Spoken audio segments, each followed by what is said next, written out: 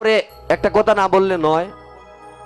আমরা যে ঠাকুর করে প্রণাম করি, এখানে বসলে তো যত জায়গায় শিবাসঙ্গনে বসি মোটামুটি দেখা যায় যে কে কিভাবে প্রণাম করছেন। 4-5 জন লোক যখন ঠাকুর ঘরের বারান্দায় যান, যাওয়ার পরে যে যেদিকে সুযোগ পান সেদিকে মাথা ঢুকিয়ে দেন। এটা কিন্তু নিয়ম না। প্রণাম দেওয়ার একটা বিধান আছে। প্রণাম হচ্ছে 3 প্রকার। প্রণাম হচ্ছে 3 প্রকার। এক হচ্ছে উত্তম প্রণাম, 2 হচ্ছে মধ্যম প্রণাম, 3 হচ্ছে অধম প্রণাম। উত্তম প্রণাম হচ্ছে 2 প্রকার। আবার উত্তম প্রণাম 2 প্রকার।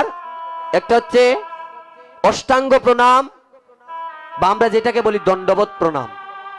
দণ্ড অর্থ হচ্ছে লাঠি।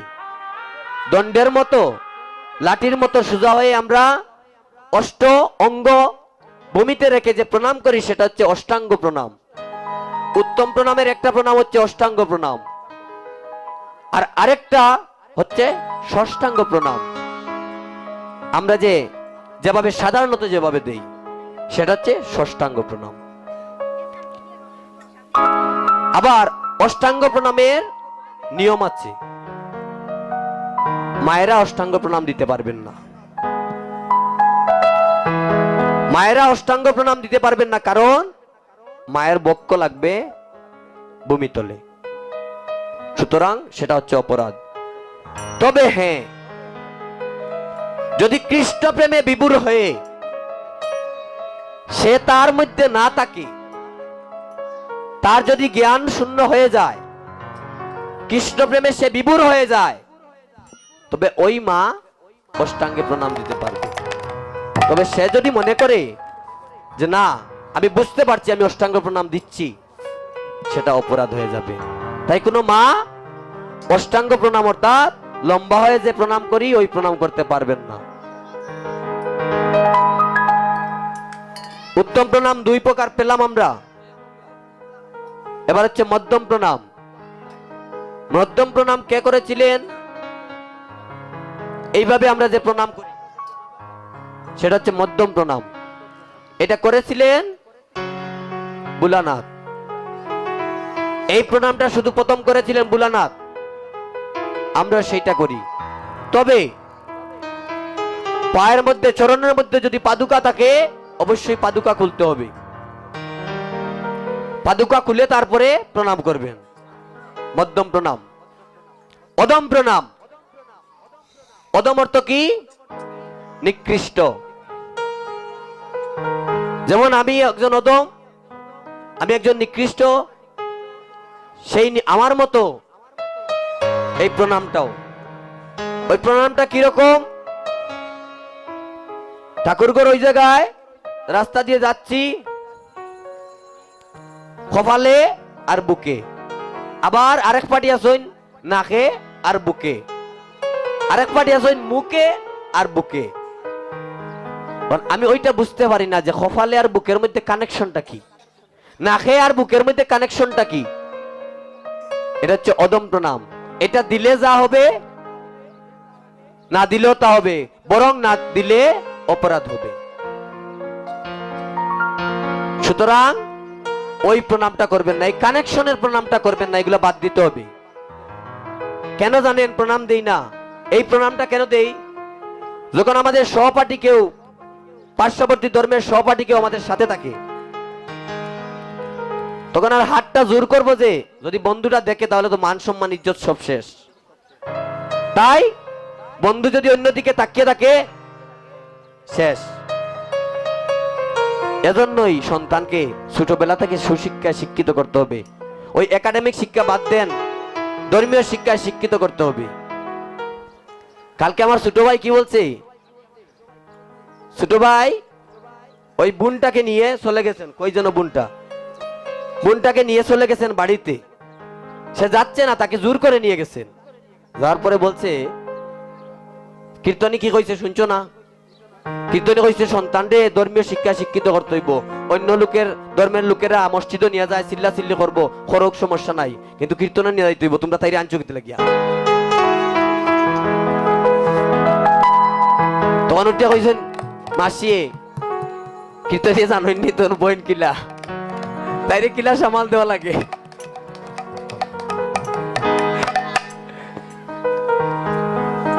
ওই যে ছোট্টবেলা থেকে সন্তানকে ধর্মীয় শিক্ষা শিক্ষিত করতে হবে, তাহলে তার লজ্জা থাকবে না।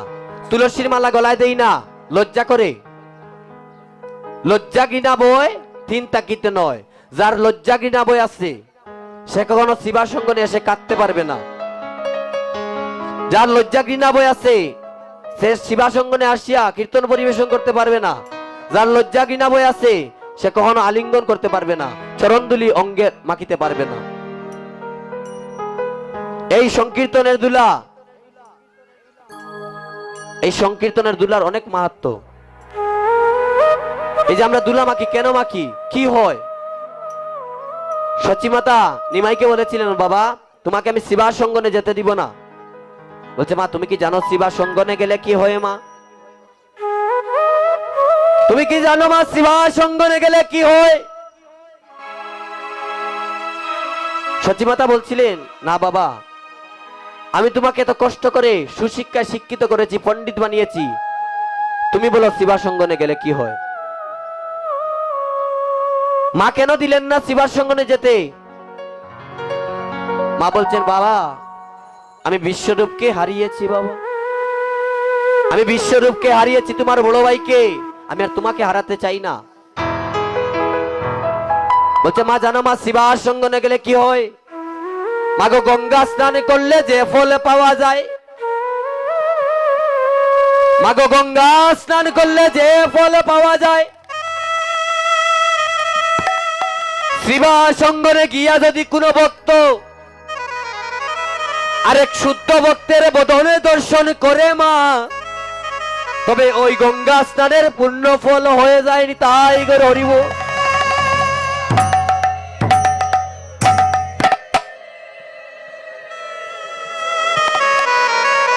ভক্ত দর্শনে গঙ্গা স্নানের পূর্ণ ফল হয়ে যায়।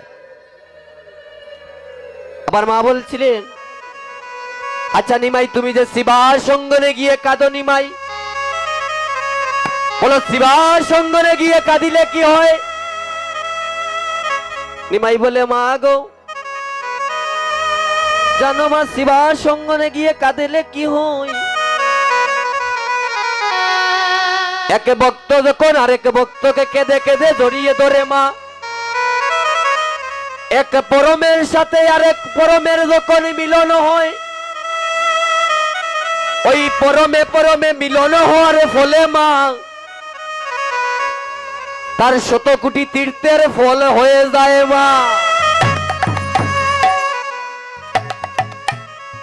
100 কোটি তীর্থের ফল হয়ে যায় ভক্তের সাথে আলিঙ্গন করলে, পরমের সাথে পরমের মিলন হলে। আর কি হয় মা জানো মা? তার ববের বন্ধন হয় মা, কন্দন তার ববের বন্ধন হয় গো কন্দন, তার ববের বন্ধন হয় গো কন্দন, ও তার ববের বন্ধন হয় গো কন্দন। মাগো শিবা সঙ্গনে করিলে গো মন, তার ববের বন্ধন হয় গো কন্দন। ওই শিবা সঙ্গনে করিলে গো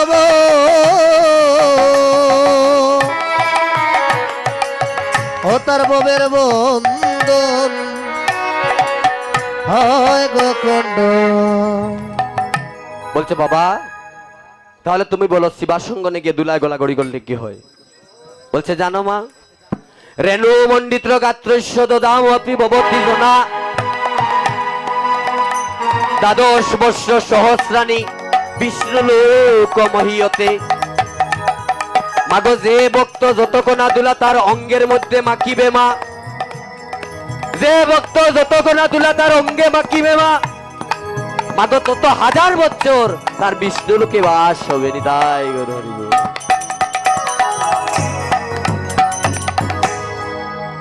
কিন্তু আমরা আত্ম অভিমান গরিমা নিয়ে বসে থাকি, আলিঙ্গন করি না। আলিঙ্গন করলে আপনার ভিতরে যে অহংকার আছে সেটা দূর হয়ে যাবে। কারণ সবাই দুলা মারতে পারে না, সবাই দুলা মারতে পারে না। ওই সচী দেবী কেন নিমাইকে যেতে দিলেন না? নিমাইয়ের বৈষ্ণব অপরাধ, সচী মায়ের বৈষ্ণব অপরাধ ছিল। সতী মাতার যখন একটা একটা করে সন্তান মারা যায় জন্মের পর, তখন অদ্বৈত প্রভু মনে মনে কৃষ্ণ নাম শোনাতেন ওই সন্তানগুলাকে। কৃষ্ণ নাম শোনা মাত্রই মারা যেতেন। ওই সচী মায়ের মনে একটা ক্রোধ ছিল যে আমি এই সাধুর মুখে কৃষ্ণ কথা যখন আমার সন্তানরা শ্রবণ করে, তখন তারা এই জগৎ ছেড়ে চলে যায়। মনে মনে ভেবেছিলেন, কিন্তু ওনার বৈষ্ণব অপরাধ হয়ে গিয়েছিল। আর এই বৈষ্ণব অপরাধের ফলে সচী মা কিন্তু কৃষ্ণ প্রেম পেলেন না। আর যদি বৈষ্ণব অপরাধ হয়ে যায়, সব অপরাধের ক্ষমা আছে, কিন্তু বৈষ্ণব অপরাধের কোনো ক্ষমা নাই। বৈষ্ণব অপরাধ হয়েছিল কলির পতিত পাবন অবতার মাকে বুঝিয়ে বলেছিলেন, মা সেটা হচ্ছে আপনার বৈষ্ণব অপরাধ। তাই শিবার সঙ্গনে যাইয়া এই যে আমরা প্রণামে ছিলাম, প্রণাম এই 3 প্রকার প্রণাম, এবং ঠাকুর ঘরে গিয়া কেমন করে প্রণাম করতে হবে সেটা হচ্ছে বড় বিষয়। আমার সামনে ঠাকুর ঘর, আমরা যে যেদিকে সুযোগ পাই সেদিকে আমরা প্রণাম করি, কিন্তু সেটা নিয়ম নয়, সেটা নিয়ম আছে। নিয়ম হচ্ছে মহাবিষ্ণু অবতার মহাপ্রভু অদ্বৈত প্রভু নিত্যানন্দ প্রভু শ্রীবাস গদাধর সবাই, ভগবান শ্রীকৃষ্ণ, রামচন্দ্র, উনাদের যদি আপনি প্রণাম করেন, আপনার অর্থাৎ আমার বাম দিকে রেখে এইভাবে করব, সামনে ঠাকুরঘর, আমার বাম হাতের দিকে ভগবান থাকবেন। আর যদি কোনো দেবীকে প্রণাম করেন, সরস্বতী, দুর্গা, কালী, উনাদেরকে আপনার ডান দিকে, সামনে ঠাকুরঘর, আমি এভাবে প্রণাম করব। আর যারা বয়োজ্যেষ্ঠ গুরুদেব, তাদেরকে সোজাসুজি প্রণাম করব। সোজাসুজি প্রণাম করব, তবে চরণে হাত দেয়া যাবে না। আর চরণে যে হাত দেয়া যাবে না, আপনি যদি চরণদুলি আনতে পারেন সেটা হচ্ছে আপনার বিষয়, কিন্তু ওই ব্যক্তি আপনাকে চরণদুলি দিবে না। ওই ব্যক্তি আপনাকে কখনো চরণদুলি দিবে না। যদি একাদশীর দিন কিংবা যে কোনো উপবাসের দিন, মনে করেন আমি উপবাস করলাম, ওই উপবাসের দিন যদি আমাকে যদি কেউ প্রণাম করে, চরণ স্পর্শ করে, আমার যত ফল আছে সব ওনার কাছে চলে যাবে। আমার গুরুদেব যখন আমার বাড়িতে আসলেন, ওই দিন ছিল একাদশী, 1.5 ঘন্টা 2 ঘন্টা অপেক্ষা করলাম জল নিয়ে যে চরণটা ধৌত করব, কাজ হলো না।